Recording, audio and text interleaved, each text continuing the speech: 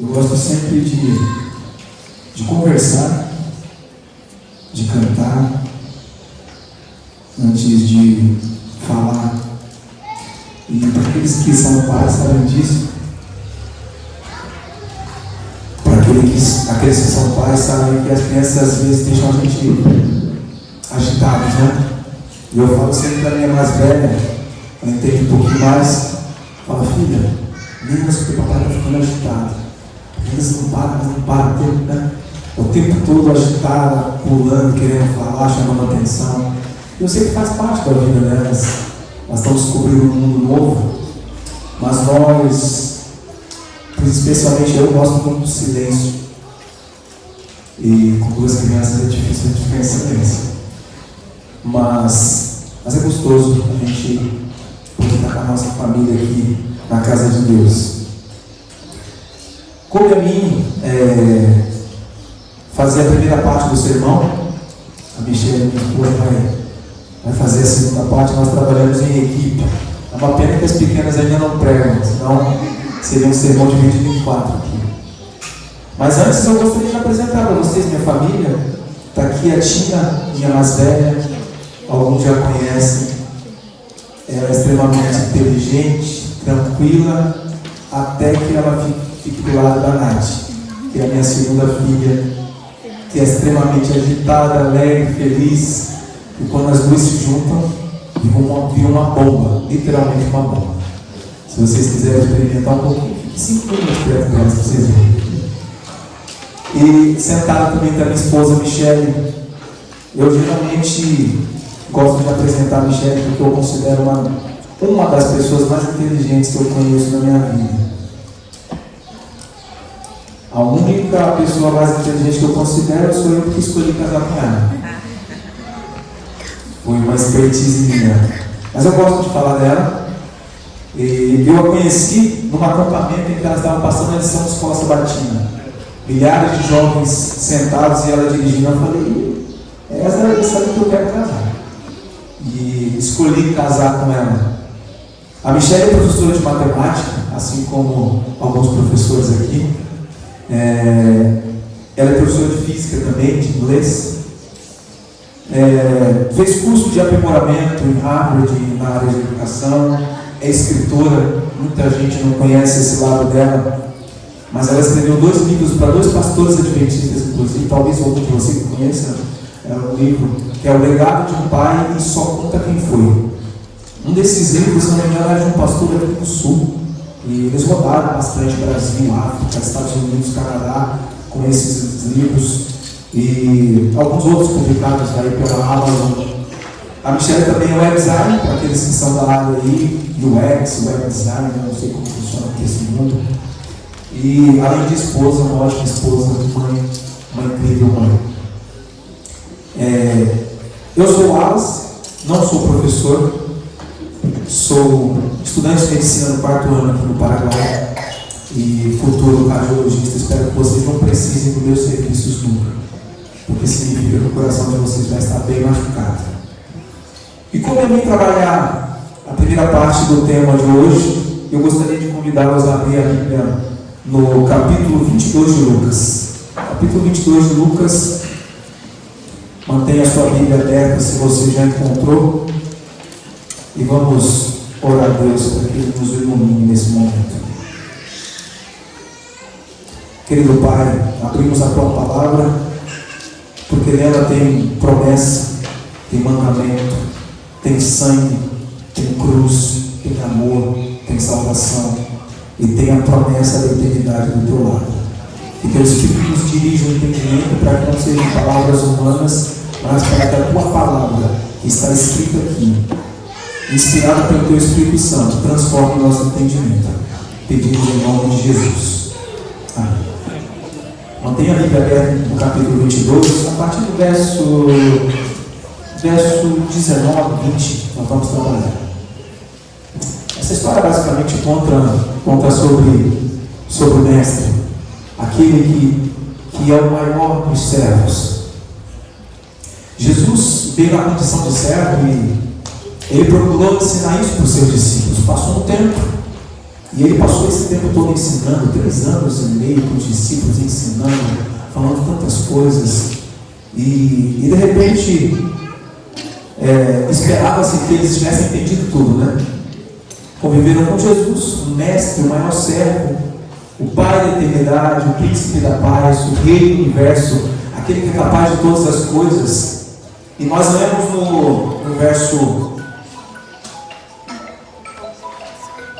vamos voltar um pouquinho aqui, no verso 15 do capítulo 22, ele diz assim: tenho desejado ansiosamente comer convosco esta Páscoa antes do meu sofrimento. E a gente vê algo interessante aqui, um verbo no passado que continua no presente. E a gente vê quão grande foi o desejo de Jesus de fazer esse momento com os discípulos. Jesus ensinou, educou, mostrou para eles o caminho. E agora Jesus diz: tenho desejado. Ou seja, não foi uma coisa que Jesus desejou lá atrás e falou, já passou o desejo, já cumpriu. Jesus falou: tenho desejado estar convosco neste momento.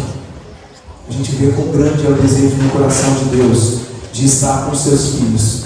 E aí Jesus celebra a ceia com eles, a Páscoa, e lava os pés deles, come, bebe o sangue de Cristo. E aí a gente espera que eles tenham entendido tudo, né?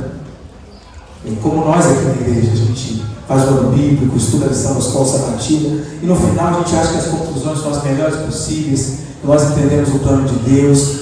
E aí a Bíblia nos traz alguma coisa no mínimo intrigante.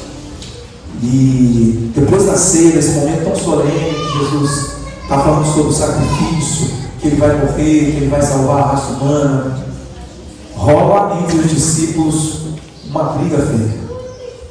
E parece que não cabe muito assim na cena, né? Depois da ceia, um momento bem solene, como a gente às vezes tem na igreja.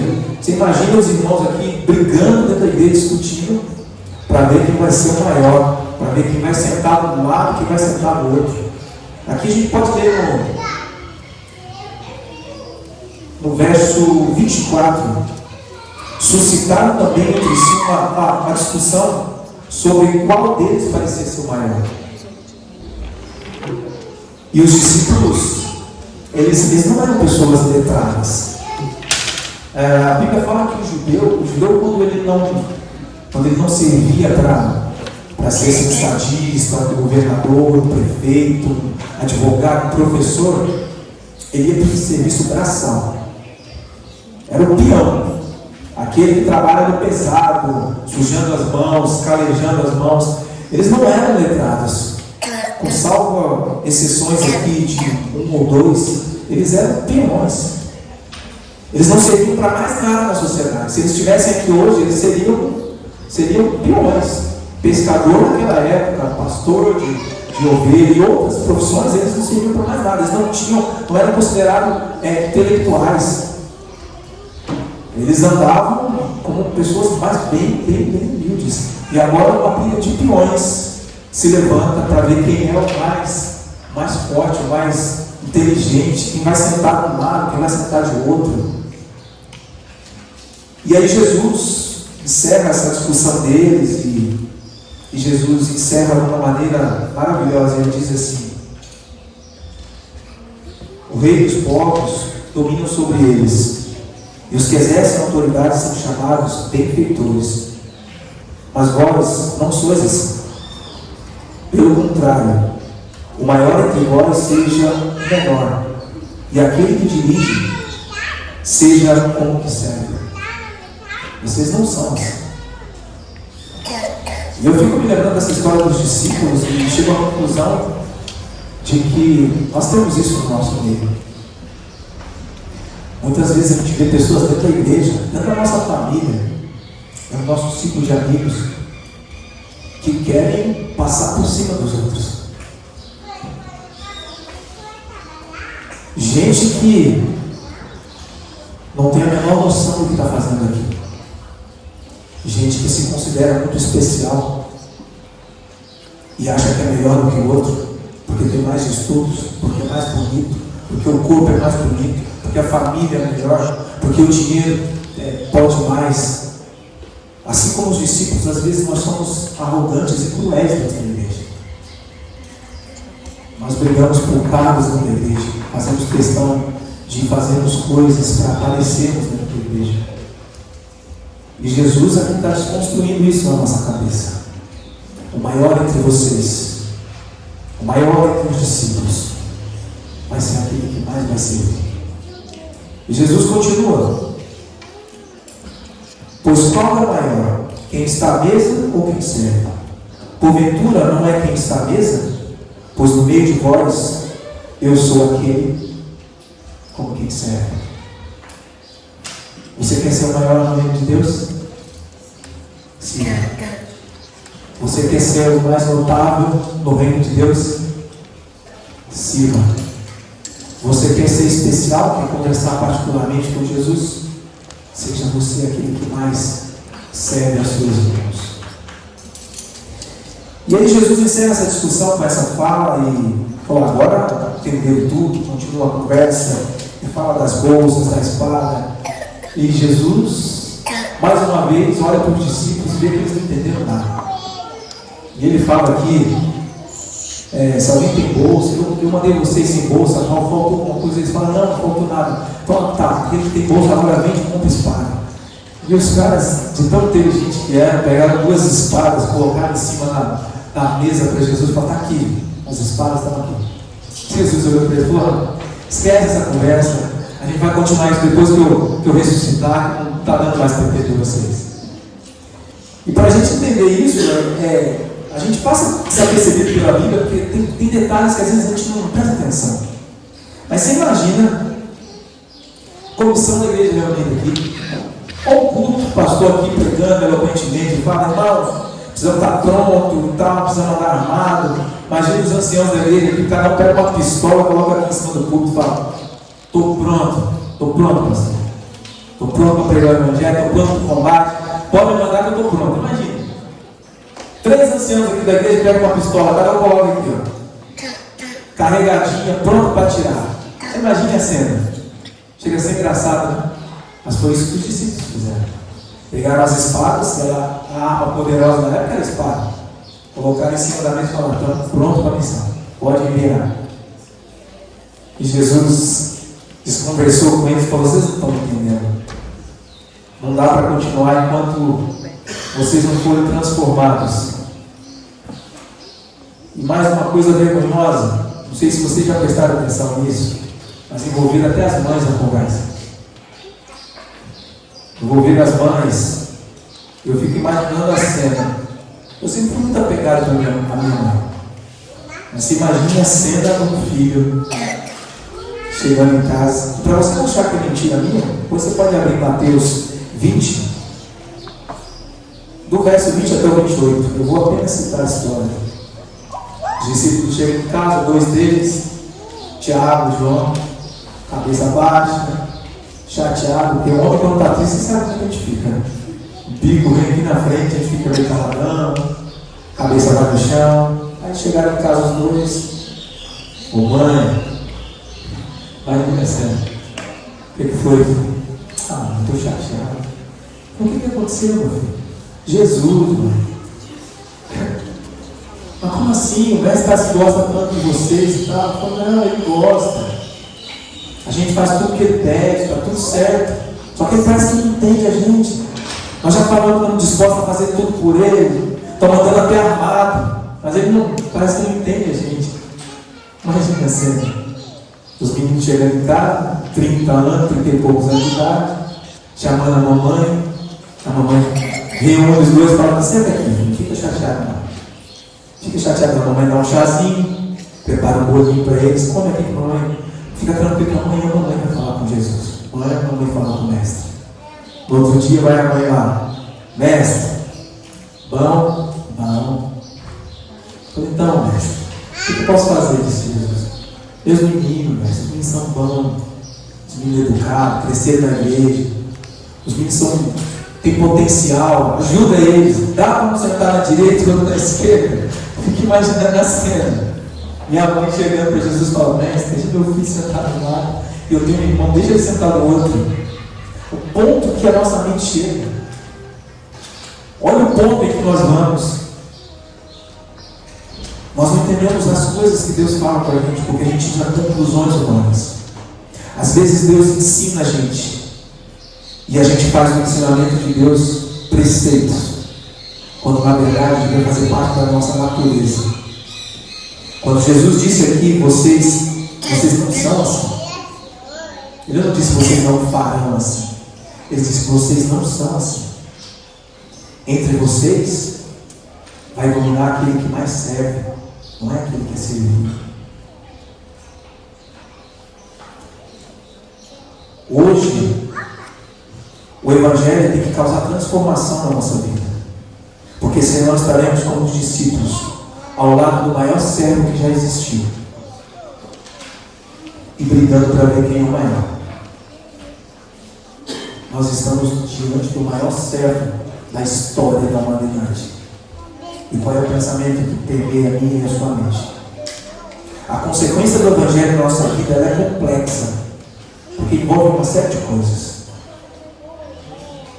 Envolve o meio que nós vivemos, a sociedade, nossa família, o entendimento, o nosso discernimento, a nossa educação.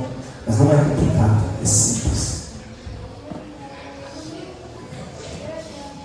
Quando Paulo fala sobre transformação de entendimento, ele está falando sobre perceber e viver a verdade do Evangelho. Mas essa verdade não é aquilo que eu determino, que eu concluo, que eu acho. A verdade do Evangelho é aquilo que se revela através do amor de Deus, que está nas Escrituras. Essa é a transformação que precisamos. O Evangelho existe para nos conduzir à verdade e nos mostrar que só Jesus é a verdade. A vida de Jesus foi cerrada de propósito. E vocês sabem por quê? Sabe por que a vida de Jesus teve propósito o tempo todo? Porque não existe vida sem propósito. Para um cristão, a mera existência não nos torna melhores do que Satanás. Eu sei que é chocante o que eu estou falando, mas eu vou repetir e você vai entender. Para um cristão, a mera existência não é melhor do que a existência de Satanás. Se nós vivemos sem propósito, se a nossa vida é uma vida sem propósito, nós não somos diferentes de Lúcifer.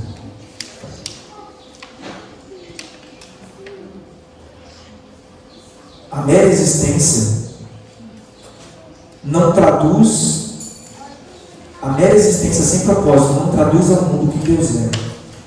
E por mais que seja dura essa revelação, mais uma vez eu digo, a mera existência de um cristão não faz dele nada melhor do que Satanás. Porque o diabo existe, mas ele não é, ele não vive, ele não tem propósito. Ele não revela quem Deus é. Quando ele abre a boca, só fala de si mesmo.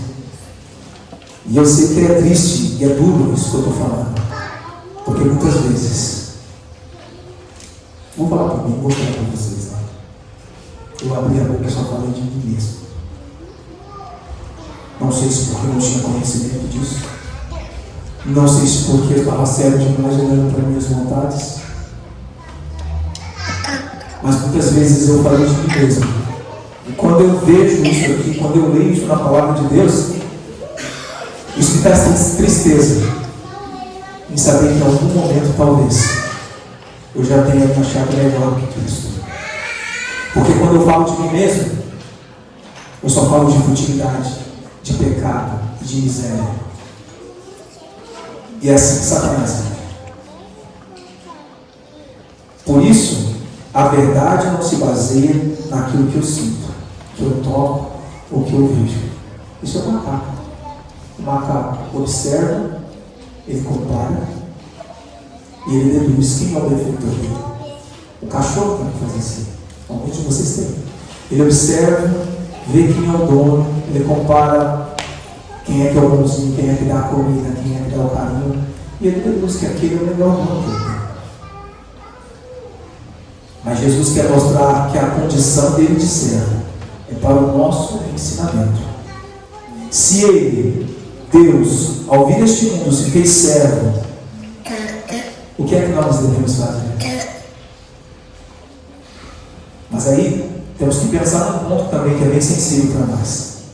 E às vezes a gente se confunde. Como é que a gente entende o servir na igreja? Como a gente entende como que deve ser o amor ao próximo? As coisas que a gente faz. A gente olha para a Bíblia e a gente entende essas coisas como um mandamento, não é assim? Eu tenho que amar, eu tenho que cuidar, eu tenho que fazer. E é isso que Jesus veio de desconstruir na nossa cabeça. Isso não é um mandamento, isso é uma natureza. Nós somos assim. Nós não fazemos assim porque temos que fazer, porque a Bíblia ordena que nós tenhamos que fazer. Nós fazemos porque é a nossa natureza. Você não consegue de outra maneira olhar para uma pessoa e fazer o mal para ela. Você só consegue fazer o bem porque você é assim. E você é assim porque você é igual a Cristo. Porque se você não for igual a Cristo e você fizer essas coisas como um mandamento, quando Jesus voltar, e tem uma palavra que eu cito muito, estará servo mau e infiel. E aí ele completa: eu tive fome, sede, estava preso, estava nu. Ele falou: mas eu fiz, eu ajudei. Eu falei: eu não conheço você. Porque você fez esperando privilégio. Você não fez porque a sua natureza é essa. E quando a nossa natureza se torna semelhante à de Cristo, a única coisa que nós temos vontade é de servir. Quando falamos do serviço, não é porque estamos com medo de perder privilégios. Estamos com medo, e eu escuto muita gente falando isso. Eu já discuti com pastores, com anciãos, com membros, com irmãos, com amigos. Nós temos que fazer para alcançarmos a salvação. Isso é um tremendo engano que Satanás colocou na nossa mente. Você não tem que fazer para ser salvo. Você faz porque você foi salvo. E porque a salvação te tornou igual a Cristo. E agora a sua natureza, que é de Cristo, quer fazer para que outras pessoas sejam salvas também. E quando Jesus conseguir colocar isso na nossa mente, ele precisou depois de todo aquele sacrifício, depois da ressurreição, mas alguns dias com os discípulos para ensinar, para fazer uma análise profunda da coisa, para eles entenderem, porque a palavra de Deus não é só você ler e falar tem que fazer. Você tem que pensar, você tem que analisar, como a gente fez na escola sabatina de tradição. Você tem que entender que você está fazendo aquilo, por que você está fazendo aquilo, qual é o sentido pelo qual você está fazendo aquilo. E não tirarmos conclusões precipitadas. Porque quando Deus quer, Ele quer nos ensinar, Ele quer trazer à nossa natureza algo que é divino. E nós, quando fazemos essas coisas, nós não fazemos para ficarmos mais perto de Deus fisicamente. Eu sei que muita gente fala assim: quando você faz o bem, é o maior beneficiado. Você já ouviu essa expressão? Eu sou o maior beneficiado quando eu ajudo o próximo. E eu não sei se isso é direcionado pela Bíblia.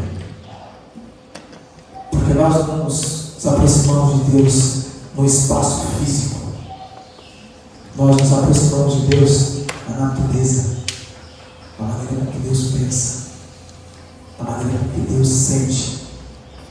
E só para mostrar para vocês aqui, eu queria convidar a Michelle para ela continuar essa conversa nossa.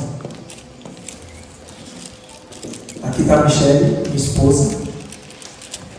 E eu tenho certeza que se vocês conversarem com ela fora da minha presença, a maioria das perguntas que vocês fizerem para ela e fizerem para mim separado, nós vamos ter as mesmas respostas.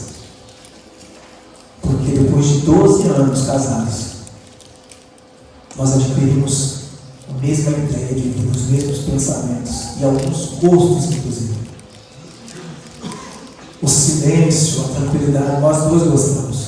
Nós estamos descobrindo com o tempo que nós éramos no começo tão diferentes e hoje nós somos tão parecidos. Não fisicamente, não porque estamos perto um do outro, mas porque nosso pensamento quer conduzir a nossa vida, a nossa família, os nossos amigos, a nossa sociedade na mesma direção, no mesmo lugar, com a mesma vontade, com o mesmo amor. Então essa proximidade que nós buscamos na palavra de Deus não é uma proximidade de espaço, é uma proximidade de mente e de natureza.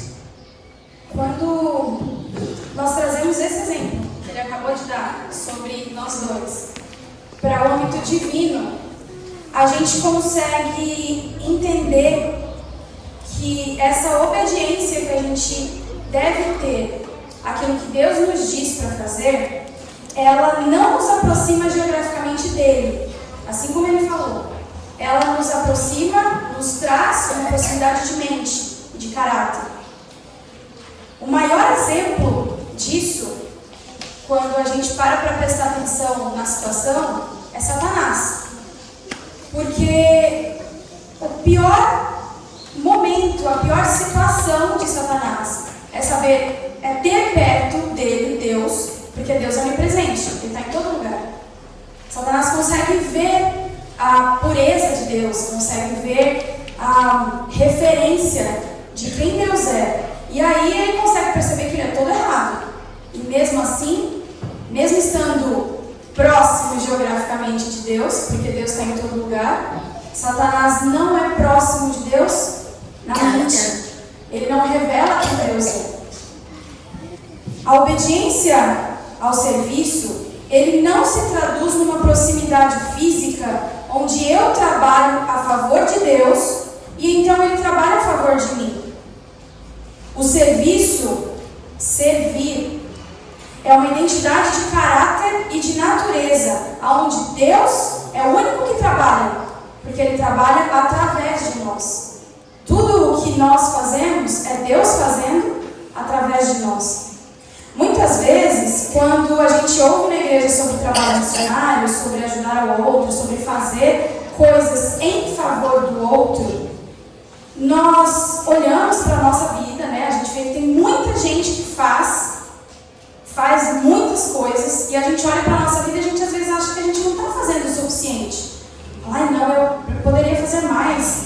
E por acharmos que não estamos fazendo o suficiente, ou por acharmos que não estamos fazendo tanto quanto nós deveríamos fazer, nós tentamos melhorar as nossas competências, só que nós não desenvolvemos a nossa consciência. Nós não conseguimos entender o porquê nós devemos fazer aquilo que nós devemos fazer. Nós não conseguimos entender que fazer por fazer por obrigação, não é o que a gente precisa fazer. A gente precisa fazer porque está na nossa natureza. A gente precisa fazer porque a gente é assim. Porque a gente está traduzindo a existência de alguém que é amor, que é serviço. Quando nós temos a ideia de que o serviço traz para nós aquilo que o Wallace falou, traz para nós um bem maior do que a pessoa que está recebendo o serviço que a gente faz, nós trazemos uma ideia muito perigosa, que é a ideia de mérito. Foi a ideia de mérito atrelada ao serviço que transformou o sinete da perfeição, que era Satanás, nós vimos isso na lição de hoje, em Satanás. Nesse momento, a gente consegue entender, ou a gente consegue começar a entender, que utilidade não tem nada a ver com dignidade. Porque Lúcifer no céu, ele era útil. Quem concorda comigo? Ele era útil. Ele liderava os anjos. Ele comandava um exército. Ele comandava o coro celestial. Ele tinha abaixo dele praticamente todos os outros seres que Deus tinha criado. Ele era útil. Só que a utilidade, ela tem apenas a ver com fazer. E a gente já entendeu que fazer por fazer não é o objetivo. A dignidade, que é aquilo que a gente precisa buscar, ela tem a ver com a identificação, ela tem a ver com representação e ela tem a ver com natureza. Serviço precisa traduzir a dignidade que Deus coloca na nossa vida. Não pode ser apenas uma vontade. Não pode ser apenas uma certeza de obrigação. A gente precisa entender que o serviço precisa ser digno, ele não pode só ser útil. Querem ver como é que funcionavam as coisas?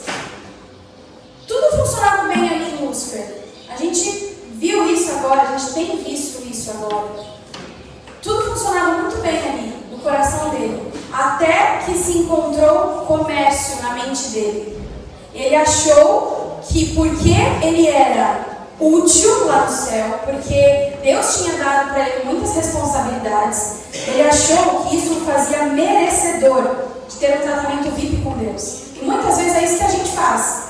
A gente serve, a gente está ali sempre ajudando alguém, a gente está sempre participando nas coisas da igreja, em todas as campanhas e tudo. A gente está sempre fazendo alguma coisa.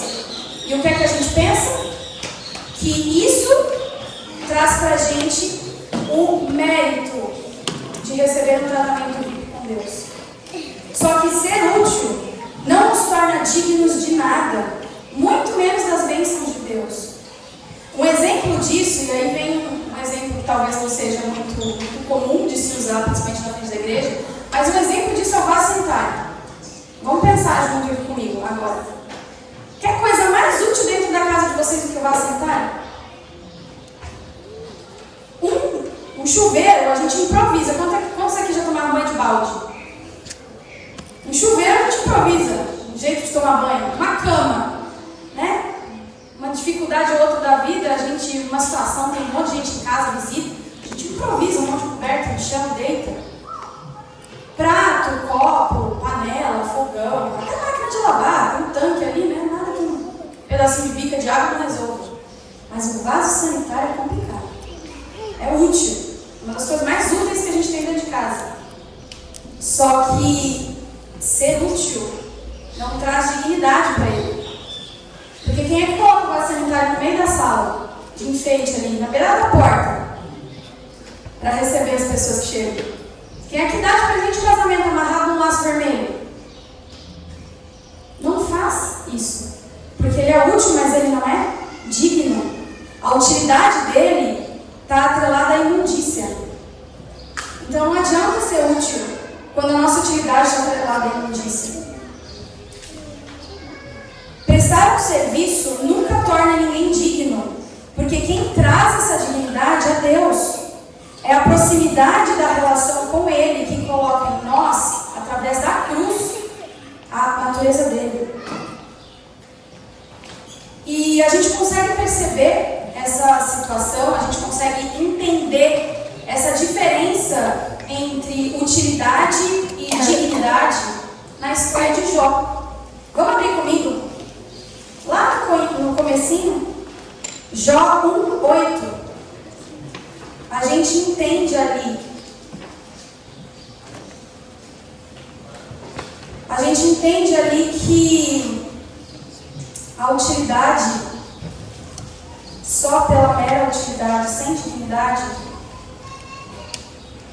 não ajuda em nada. Jó 1:8 diz o seguinte: perguntou ainda o Senhor a Satanás: observaste meu servo Jó? Porque ninguém há na terra semelhante a ele, homem íntegro e reto, temente a Deus e que se desvia do mal. Deus é quem puxa o assunto com Satanás sobre Jó. Ele que pergunta: observaste tu meu servo Jó? Satanás não tinha nem pensado em Jó. A gente pode supor que ele não estava nem lembrando da existência de Jó. Só que no momento que Deus fala sobre Jó, o que acontece? Ele fala: é claro que ele vai servir você. Você dá tudo para ele. E no decorrer da história, todos vocês conhecem, No decorrer da história, o que acontece? Deus dá permissão para Satanás, para ele fazer tudo aquilo que só ele poderia fazer.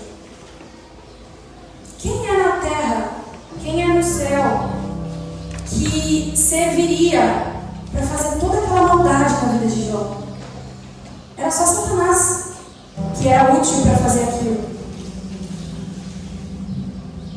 Ele entrou na história de Jó, na vida de Jó, no momento em que ele deveria entrar. E ele saiu no momento em que ele deveria sair. E depois disso, a coisa toda ficou melhor que já era perante o universo. O caráter de Deus, a bondade de Deus, tudo isso evidenciou de uma maneira gigantesca perante o universo. A utilidade de Satanás, ali na história de Jó, fica muito clara. Aquela utilidade estava atrelada à imundícia. Ele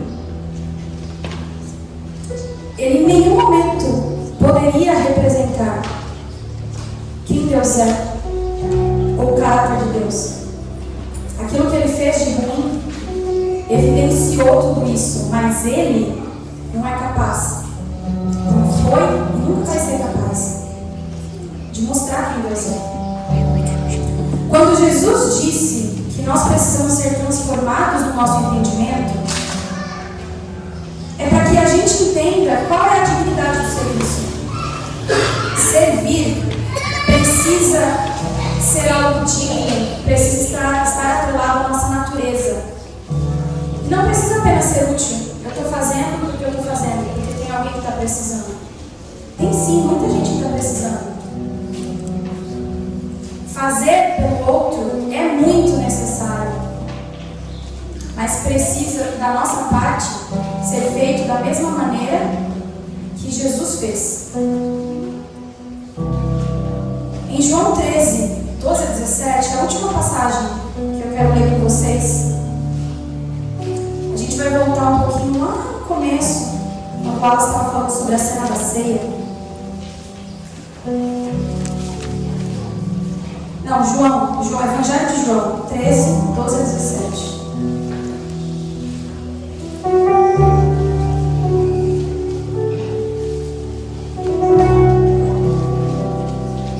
Diz o seguinte: depois de lhes ter lavado os pés, tomou as vestes e, voltando à mesa, perguntou-lhes: compreendeis o que vos fiz? Vós me chamais o Mestre e o Senhor, dizeis bem, porque eu sou. Ora, se eu, sendo Senhor e Mestre, vos laveis os pés, também vos deveis lavar os pés uns dos outros, porque eu vos dei o exemplo, para que, como eu vos fiz, façais vós também. Em verdade vos digo, que o servo não é maior do que seu Senhor, nem o enviado maior do que aquele que o enviou. Ora, se sabeis estas coisas, bem-aventurados sois se as praticardes. Nesse verso, nessa passagem, nós encontramos mais uma vez a cena da ceia. Nesse momento do lava-pés, Jesus mostrou da maneira mais linda e mais perfeita qual era a missão dele nessa terra, qual era a missão dele naquela noite. Trazer entendimento aos discípulos sobre a verdadeira natureza do servo. Jesus, ele era o Filho unigênito de Deus, o Filho primogênito de Deus. E a morte dele nos tornou em filhos adotados de Deus. Se a natureza de Deus, se a natureza de Jesus é ser um servo, é ser aquele que serve, como é que nós, que fomos adotados como filhos, vamos ter uma natureza diferente da dele? Essa precisa também ser a nossa natureza. Nós estamos aqui nessa terra como cristãos para gerar influência e para gerar referência. Nós estamos aqui para produzir inspiração. É para isso que a gente serve. Para que no final dos nossos esforços a gente tenha gerado alguém, nós tenhamos gerado pessoas, nós tenhamos gerado outros cristãos que também representem o amor de Deus. Porque pela graça nós somos filhos, mas pela natureza nós precisamos ser servos. Servir precisa estar enraizado nas nossas entranhas. A gente não pode só achar que a gente vai fazer alguma coisa por fazer. Isso já tem que ficar atrás. A gente precisa fazer porque é assim que a gente é. É essa natureza que Jesus colocou em nós. Por isso eu repito para vocês: pela graça nós somos filhos, mas pela natureza nós somos servos. Nós não devemos esquecer disso. Com suas mãos vão multiplicar, falando só Senhor, o céu curou, perdoou os cautivos, muitos fez ouvir, todos ajudou, e pega-lhe travar as mãos, só consegue vir, só consegue paz, e hoje nos toca para sermos iguais. Minhas mãos eu quero te servir, Senhor. Minhas mãos eu quero trabalhar em teu favor. Com minhas mãos eu quero fazer o bem a tudo que precisar. Com minhas mãos eu quero te servir, Senhor. Com minhas mãos eu quero mostrar seu amor. Com minhas mãos eu quero ajudar alguém a encontrar você.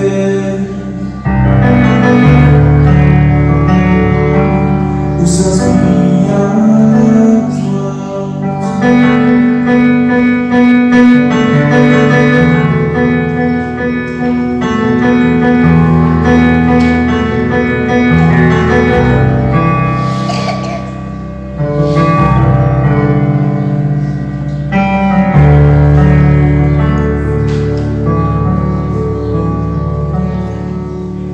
E hoje, meu Senhor, te convido a ajudar a erguer o seu irmão e cumprir a missão.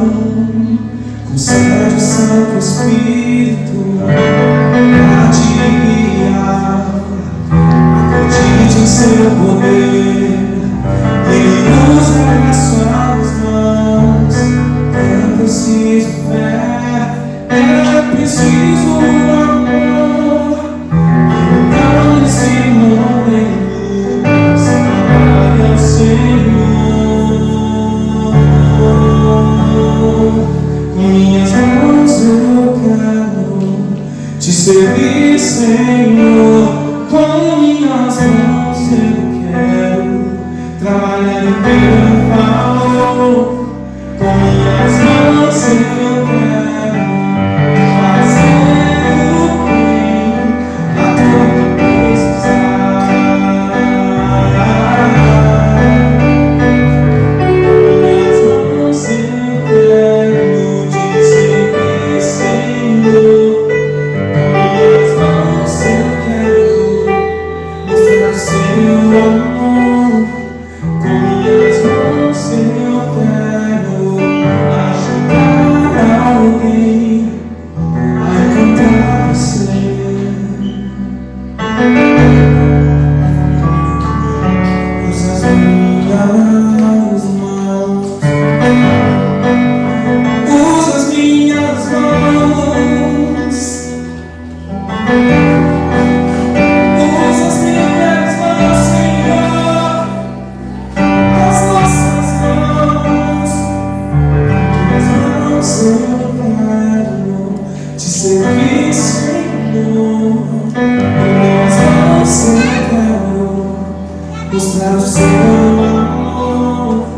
Com minhas mãos eu quero ajudar alguém a encontrar você. Usa as minhas mãos.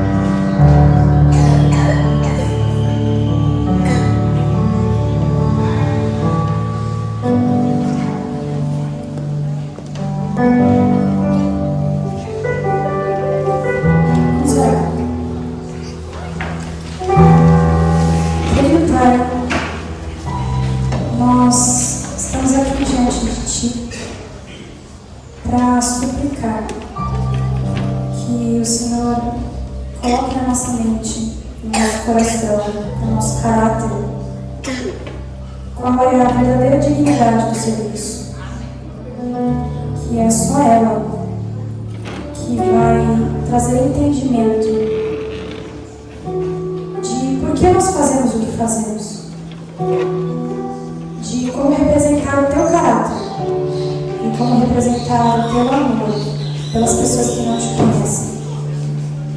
Nós pedimos que durante toda a semana, durante toda a nossa vida, o Senhor se mostre presente nos nossos atos, nas nossas palavras e em tudo aquilo que formos fazer pelo outro. Que o nosso fazer seja sempre pelo outro, porque dessa forma nós estaremos imitando aquilo que Jesus é. Nós Te pedimos, nós Te agradecemos por saber que o Senhor sempre fará por nós aquilo que é melhor para nós. E mais uma vez Te pedimos que esteja em nosso coração, que esteja em nossa mente, que esteja em nosso caráter. Em nome e por amor de Jesus. Amém. Amém.